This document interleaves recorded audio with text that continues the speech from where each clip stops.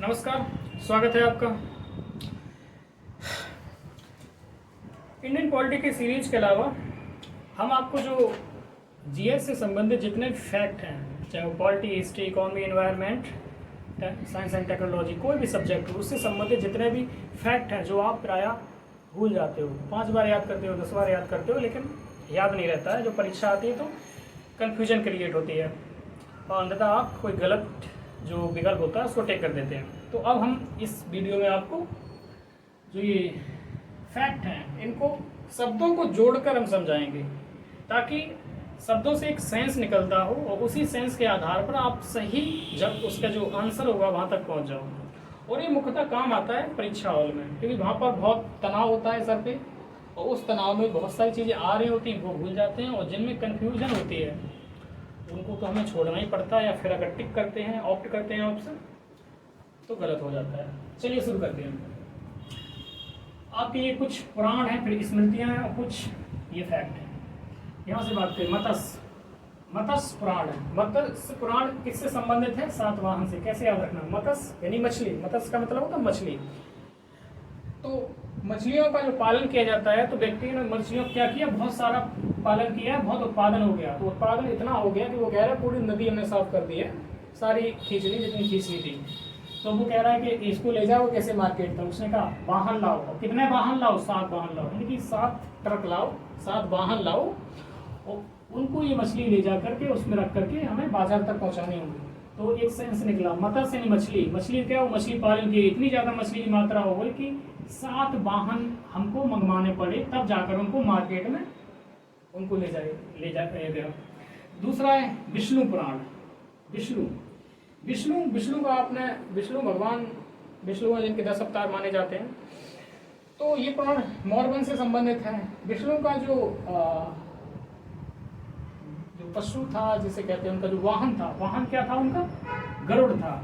गरुड़ कुछ जो गरुड़ होता है आपका स्वर का प्रतीक होता है। आपने देखा होगा बहुत सारे लोग गरुड़ का जो गाना होता है उसको लगा लेते हैं, अपने स्वर वायल करते हैं।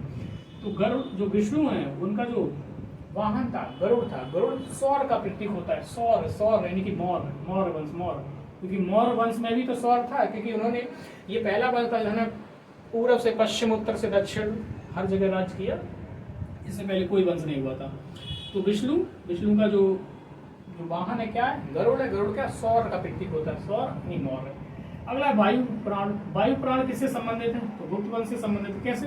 वायु यानी कि हवा जो चलती है आप उसका एहसास कर सकते हैं, लेकिन उसको देख नहीं सकते हैं, उसकी फोटो नहीं खींच सकते हैं। तो कैसी होती है? सीक्रेट होती, गुप्त होती है। तो वायु कैसी होती है? गुप्त होती है। आप महसूस कर सकते हैं, देख नहीं सकते, नहीं, गुप्त होती है। अब मनुस्मृति में जो मनु थे, मनु को पृथ्वी का पहला राजा भी माना जाता है, पहला व्यक्ति भी माना जाता है। तो मनु के ऊपर ये उत्तरदायित्व तो ईश्वर ने सौंपा था कि आप सृष्टि को आगे बढ़ाएंगे। तो उनको एक संगी की आवश्यकता थी। किसके संग की आवश्यकता थी? एक स्त्री के यानी कि नारी के। जब स्त्री होगी, नारी होगी, तभी तो ये सृष्टि या जो संसार है आगे बढ़ेगा। तो मनु स्मृति, मनु को किसका संग की जरूरत थी? स्त्री के, नारी की। ठीक है, ऐसे याद कर सकते। याज्ञवल्क, आप एक सेंस निकल रहा है याज्ञवल्क। याग का मतलब यज्ञ हुआ, यज्ञ, और वलक यानी बालक। याग वलक यानी यज्ञ और बालक, यानी कि बालकों को यज्ञ करने के लिए बुलाया गया। ऐसा क्यों? तो ऋषि लोगों ने कहा कि बालकों को यज्ञ करने के लिए बुलाओ, क्योंकि बालक ज़्यादा पवित्र होते हैं और वो कोई पाप नहीं करते हैं, और इन केस ऑफ भी उनके जो गलतियाँ हो जाती हैं तो अनजाने में होती हैं, क्योंकि उनमें सेंस नहीं होता है, नैतिक अनैतिक का निर्धारण नहीं कर सकते। उनके जो कार्य होते हैं निर्नैतिक होते हैं, नीतिशून्य होते हैं। तो यज्ञ अगर बालकों से कराओगे, यज्ञ अगर बालकों से कराओगे तो क्या होगा? पवित्र होगा। तो बालकों को लाना है, तो कैसे लाना हो? उनकी 7 वाहन भेज दो, 7 वाहन भेजो और बालकों को लाओ स्कूल से और उनको यज्ञ में शामिल करो। यज्ञ वलक यानी यज्ञ और बालक किसे? बालक, और 7 वाहन से लाओ। नारद स्मृति, इसको तो आसानी से याद कर सकते हो। नारद मुनि आज की जैसे मीडिया है वो काम करते थे, जिसके भी रहस्य होते थे उनको उजागर करते थे, यानी कि क्या करते थे? चुगलीखोर करते थे, लोगों की बुराइयां करते थे। जो गुप्त बातें लोगों की होती थी उसको टक्कर कर देते थे। यानी कि नारद जी यानी क्या करते थे? लोगों की गुप्त बातें थी इधर की उधर कर देते थे। देवल स्मृति, देवल मतलब दे दे दे क्या बल दे, शक्ति दो। अब शक्ति कौन मानता है? भारत में गौड़ व्यवस्था रही है, आपको पता है। गौड़ व्यवस्था में 3 वर्ग, ब्राह्मण, क्षत्रिय, वैश्य, शूद्र। तो ब्राह्मण अगर कभी भी ईश्वर से कहेगा ईश्वर देव, ईश्वर कुछ हमें दो, तो क्या करेगा? बुद्धि दो, दिमाग दो, बौद्धिक रूप से मैं ऊंचा बनाओ। और वैश्य की बात करें तो वो भी कहेगा दिमाग अच्छा दो ताकि व्यापार अच्छा कर सकें। और शूद्र लोग कहेंगे ठीक है, मैं ज़्यादा कुछ मत तो हम सेवा कर लेंगे, सबकी करते रहेंगे। फिर उनके लिए यही विधान निर्धारित किया गया था। लेकिन जो राजपूत हैं ये किस में आएंगे? क्षत्रिय वर्ण में आते हैं। तो ये हमेशा बात करेंगे हमें क्या दो? बल दो, यानी कि शक्ति दो, पावर दो, बल दो। कौन? राजपूत बात करेंगे, राजपूत, ठीक है। तो इस तरह से याद कर सकते हैं। दूसरा सेंस ये भी है कि राजपूत लोग क्या करते थे? ईश्वर से वर मांगने के लिए, शक्ति मांगने के लिए क्या करते थे? पशुओं की बलि भी चढ़ाया करते थे और आशा करते थे ईश्वर में बल देगा। अगला है नील दर्पण। नील दर्पण दीनबंधु ने लिखा है। कैसे? नील दर्पण से क्या मतलब होता है? आपने कोहिनूर देखा है, जो महारानी के पास हमारा इंडिया का कोहिनूर है। कोहिनूर 2 प्रकार के होते हैं, एक होता है सफ़ेद और होता है नीला। नीला जो होता है कोहिनूर बहुत ज़्यादा महंगा होता है, बहुत ज़्यादा कीमत होती है, वो दुर्लभ होते हैं, संसार में पाए भी नहीं जाते, बहुत ही कम होते हैं। तो नील दर्पण वो कैसा काम करते हैं? नीला होते हैं लेकिन दर्पण जैसे लगते हैं, जगमगाते हैं चारों ओर, दर्पण जैसा लगता है कि आपकी प्रतिबिंब हर जगह बनना है, ठीक है। तो नील दर्पण जैसे आप देखोगे आप में सेंस आएगा, यानी कि कोहिनूर क्या हुआ? दीन दीन दीन यानी कि दान, दान। और बंधु का मतलब भाईचारे में, यानी कि दान कर दिया भाईचारे में। किसने? दिलीप सिंह ने। दिलीप सिंह आपको पता है कश्मीर जो रियासत थी उसके अंतिम शासक हुए दिलीप सिंह। और दिलीप सिंह ने क्या किया? जो नील दर्पण है, यानी कि नील दर्पण यानी जो कोहिनूर हीरा है उसको दान कर दिया भाई बंधु में, यानी कि भाईचारे में। किसको कर दिया? महारानी को कर दिया था। तो नील दर्पण और दीन बंधु आपको याद आ जाएगा। गुजरात की बात करें, डांडिया और गरबा नृत्य होता है वहाँ पे गुजरात। गांधी जी ने डांडी यात्रा शुरू की थी, कहाँ से की थी? साबरमती आश्रम से सीखी थी, फिर समुद्र तट पर गए थे। तो गुजरात डांडिया, डांडिया यानी कि डांडी यात्रा, डांडी यात्रा यानी कि गांधी जी की जो डांडी यात्रा थी, तो डांडिया याद हो जाएगा। गरबा यानी कि गुजराती अपने आप पे गर्व करते हैं, वो कहते हैं कि हमने यहाँ से गांधी को भेजा, हमने यहाँ से स्वामी दयानंद सरस्वती भेजा, और हम ही ने नरेंद्र दामोदर दास मोदी को भेजा है, अमित शाह को भेजा है।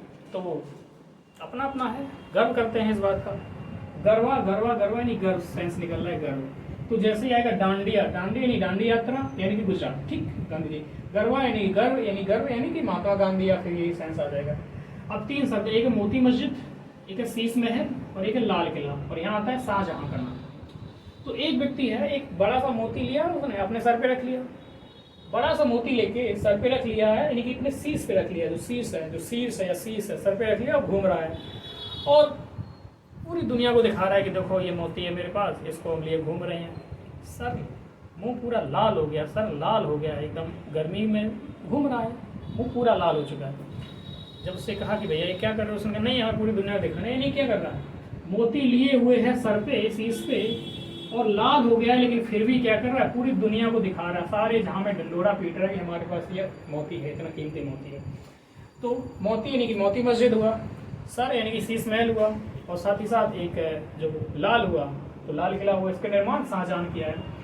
मैं लिए इस माध्यम से आप इनको ऐसे शब्दों से रिलेट करके याद कर सकते हैं कि आप जीवन में कभी ना भूलें। लेकिन इसके लिए एक आपको काम करना पड़ेगा, वो ये करना पड़ेगा कि एक बार तो हमने बता दिया, हालांकि हम रिवीजन भी बाद में करा देंगे, लेकिन आपका ये दायित्व ये है कि आप इनको एक बार, इसके बाद कल या परसों या 2-3 दिन बाद इसको एक बार रिकॉल कर लेना। रिकॉल आपने कर लिया और शब्दों के माध्यम से करना, ऐसे मत करना हाँ मोती मस्जिद शाहजहां, नहीं। मोती मस्जिद कैसे? मोती कहाँ लिए था? सर पे लिया, घूम रहा था, सारे जहां दिखा रहा था, लाल सर हो गया था।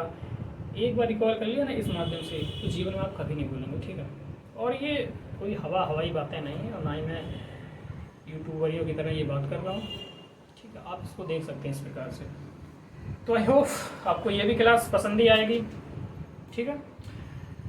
Thank you, all the best, नमस्कार, जय हिंद।